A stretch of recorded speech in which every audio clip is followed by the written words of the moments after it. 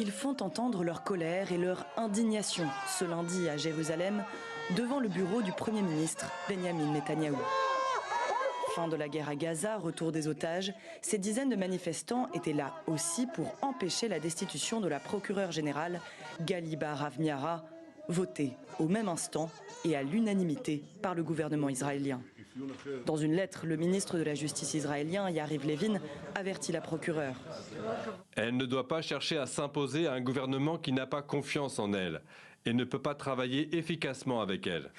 Bête noire du Premier ministre israélien et ardente défenseur de l'indépendance de la justice, Gali Baharav Miara s'est montrée critique à plusieurs reprises envers des décisions du gouvernement.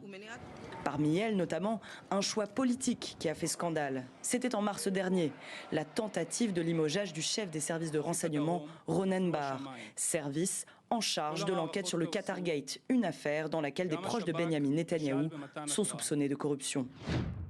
En Israël, cette récente décision de destituer la procureure générale fait craindre une dérive autocratique du pouvoir exécutif. Il n'y a pas de constitution en tant que telle en Israël, mais il y a un poids considérable de la Cour suprême, équivalent, toutes choses égales par ailleurs, de ce qu'est la Cour suprême aux États-Unis. On n'a pas l'équivalent en France, et donc il y a la question de l'équilibre des pouvoirs qui est posée. Et il se trouve que pour des raisons pour partie politiques et politiciennes, Benjamin Netanyahou, qui est évidemment qui fait l'objet de poursuites judiciaires notamment, en veut tout spécialement à l'incarnation de ce pilier judiciaire. La destitution de Gali Baharav Miara a été immédiatement suspendue par la Cour suprême. Cette dernière a 30 jours pour examiner les recours déposés en urgence par les ONG et l'opposition.